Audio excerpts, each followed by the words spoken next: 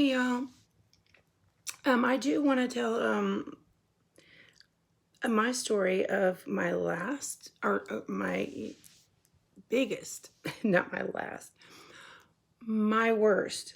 Probably I would say it was my worst because it tore my life apart. A manic episode that I had full blown.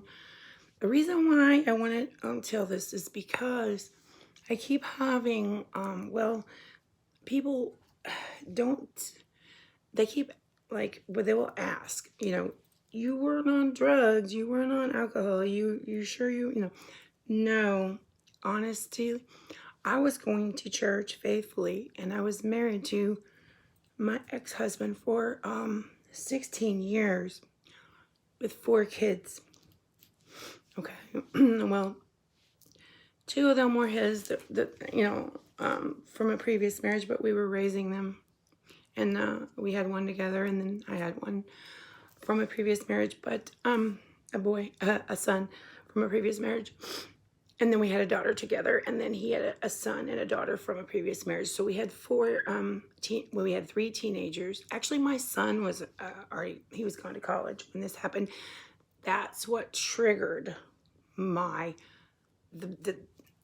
it's what triggered it.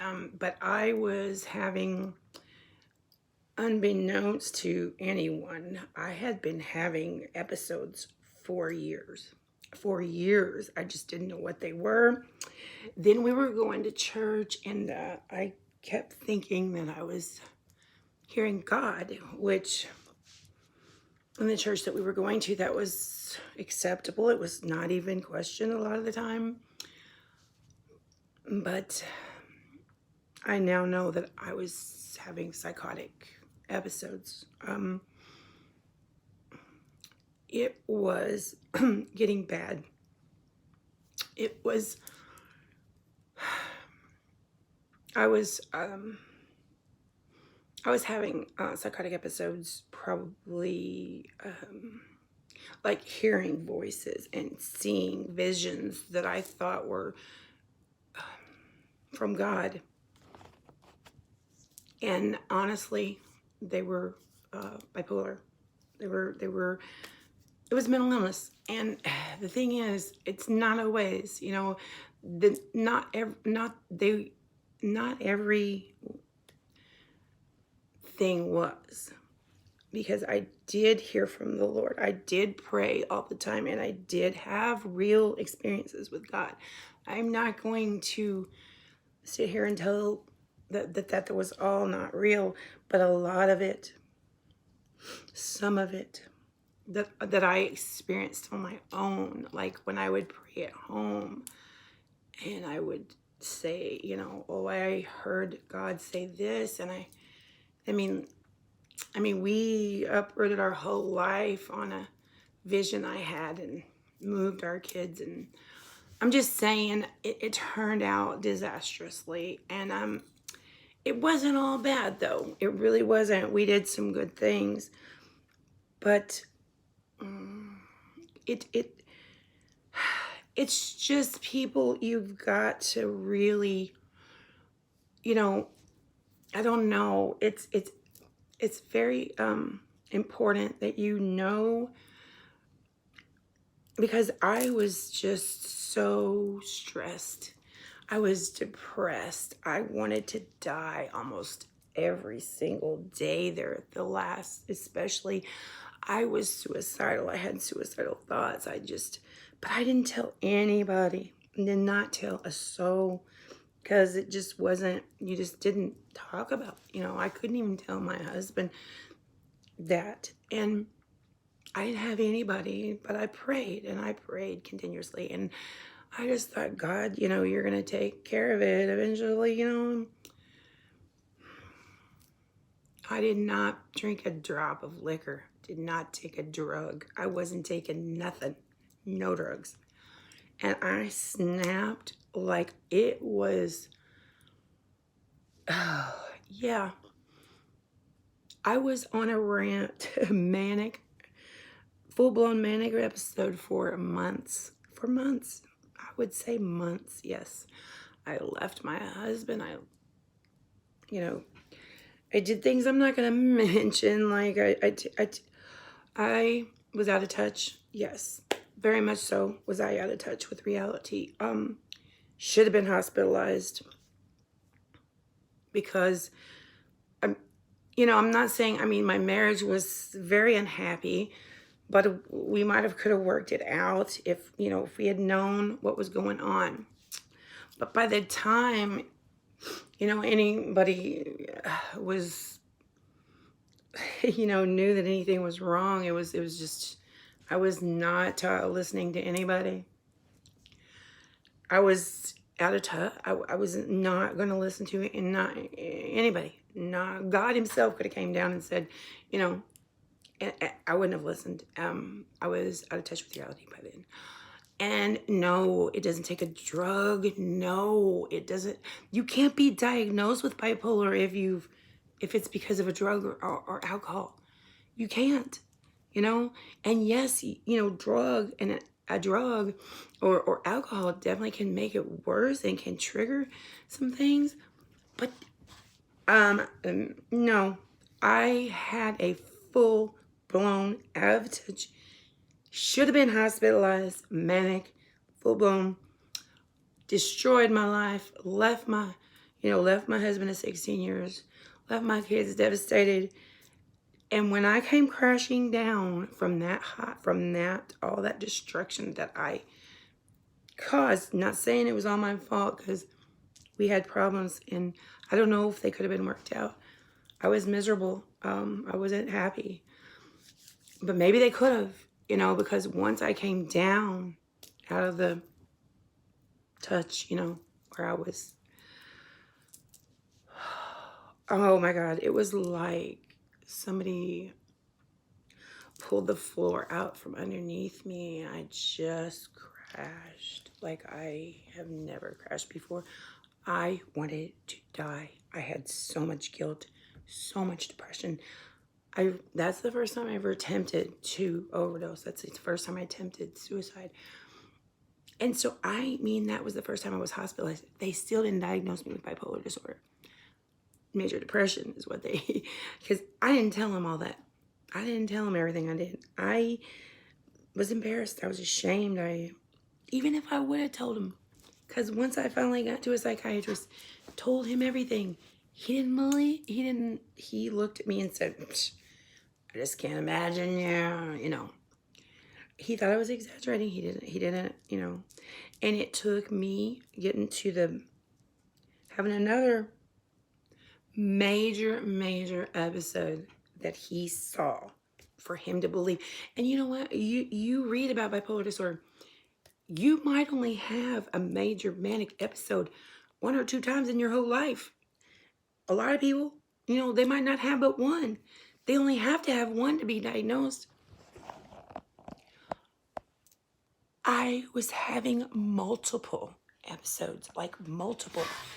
It's like no one believed me. No one took me seriously.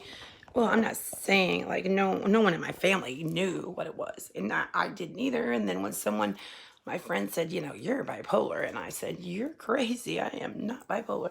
And then when they tried to diagnose me with it, and it wasn't even my psychiatrist because he just didn't.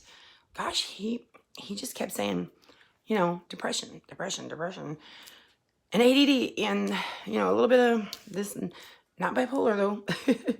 And then he saw it with his own eyes, and he was like, I think I should have believed you.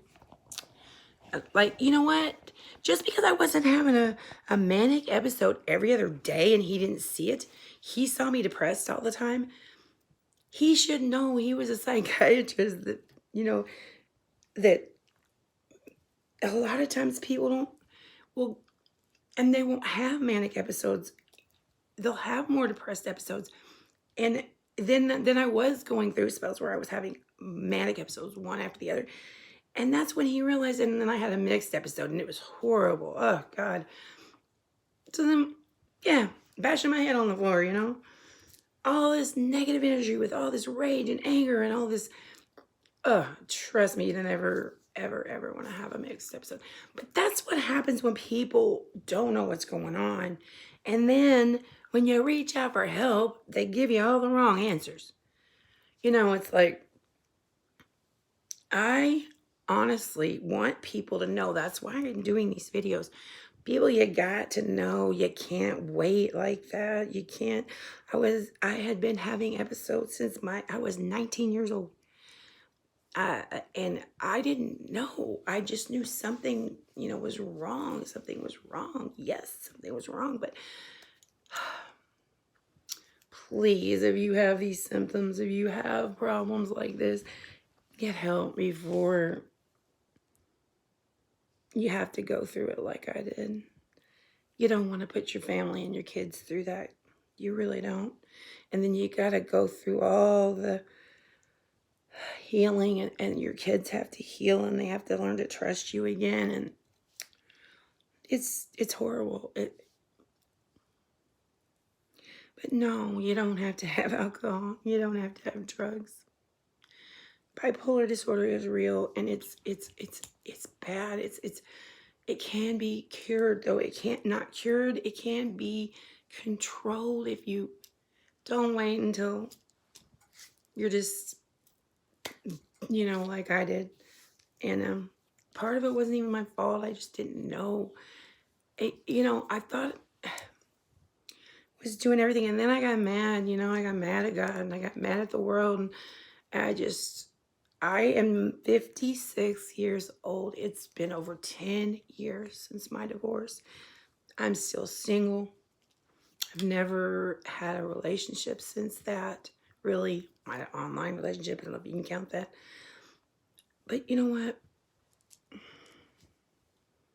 It took a toll on my life. Like, I didn't think anything would ever be okay again after that.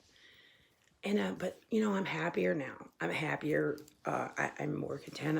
I like myself. I think I've said that. I've been going through a lot of healing and stuff that I needed to, traumas that had happened to me in my life, or that needed to be healed. And just, I still have hope someday. I could find somebody, and I could find someone. I don't, but if I don't, I'm fine. I just need to get out more. I don't need to seclude myself like this. But and I have a lot of online friends. I do karaoke online. Music is a big, big thing. Helps me so much. Therapy. I didn't even know I could sing. It's not that great, but you know what? I've learned so much about myself that I didn't know. I just was living for everyone else to please other people before I was doing what I thought I should do and what the right thing was, but it wasn't the right thing for me. And that's the thing. You got to please you first. You got to love you first. You got to know, and you got to look in the mirror and be able to say, I like that person. You can't just be living for, your husband and your kids. You got to have you. And the thing is, I love my kids more than anything, but I can't love them like I should if I don't love myself, and if I don't put myself, up there to get myself, not say put myself first, but love myself, do things for myself, have me time. And now they're older, they're adults. And then I thought, gosh, I'll go nuts, because I didn't want him to grow up. I wanted him to stay, and I was one of those hovering parents, but I realized that I couldn't do that. That was wrong too. That's just as bad as the other. You can't just. You have to have your own life. Your kids are not always going to be kids, and you're not always going to have a husband. Maybe, you gotta live for you. You gotta learn what you love and what you want out of life. Because if you don't, there might be some time you're really going to wish you did, and you're going to have to. But anyway, I just wanted to tell that story because it really is important people know, and know the signs and know the symptoms, and get help quick as you can if you know that if you need to, because there's no shame in getting help, none whatsoever. It's way better than the alternative. Thank you.